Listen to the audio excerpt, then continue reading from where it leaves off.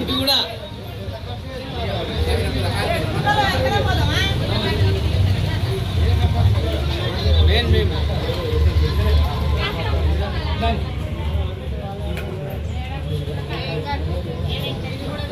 జై కాంగ్రెస్, జై కాంగ్రెస్, జై కాంగ్రెస్, జై కాంగ్రెస్. రాహుల్ గాంధీ గారి నాయకత్వం, సోనియా గాంధీ గారి నాయకత్వం, రాహుల్ గాంధీ గారి నాయకత్వం, సోనియా గాంధీ గారి నాయకత్వం, రేవంత్ రెడ్డి గారి నాయకత్వం.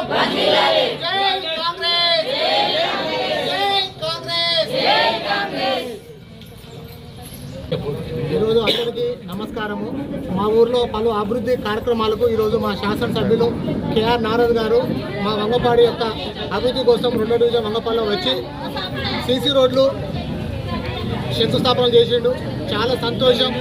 ఎందుకంటే చాలామంది ఊర్లలో అభివృద్ధి కాలేదు అని చాలామంది అపోహలు ఉండే.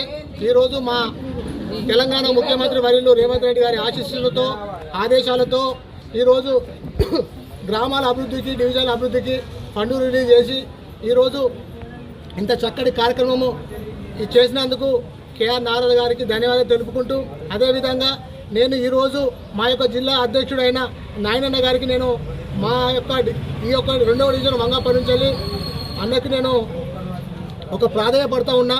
అన్న, నిజమైన కార్యకర్తలను ఈరోజు శాసనసభ్యులైన ఎమ్మెల్యే నారద్ గారు వాళ్ళ అనుచరులతోటి ఒక భూ కబ్జాదారులతోటి, ఎందుకంటే మనం ప్రశ్నించినప్పుడు పార్టీని నమ్ముకొని కొన్ని ఏళ్ల కాంచెలి పనిచేస్తున్నా, వివిధ ఆర్థిక ఇబ్బందులు ఉన్న పార్టీని పట్టుకొని ఇప్పటి వరకు పనిచేస్తున్న మా పైనే ఒక అపాయింట్మెంట్ లెటర్ లేని ఒక డివిజన్ ప్రెసిడెంట్ అని చెప్పుకునే వాళ్ళు, విలేజ్ ప్రెసిడెంట్ అని చెప్పుకునే వాళ్ళకు అపాయింట్మెంట్ లెటరే లేదు.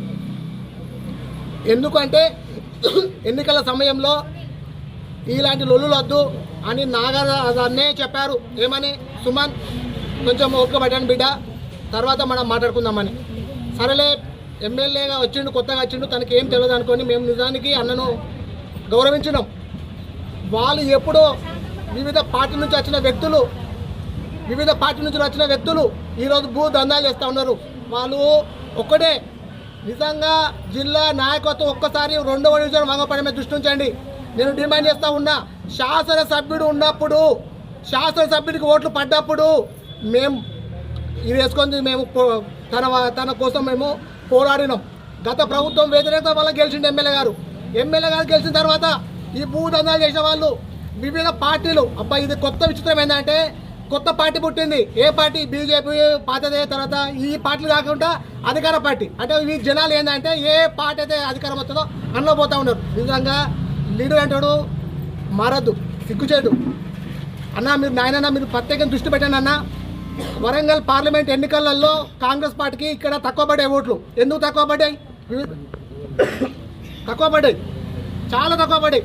ఏందని చూస్తే ఇక్కడ పార్టీలు మారిన వల్ల వాళ్ళ మోకాలు చూస్తే ఎవరు బల్లే.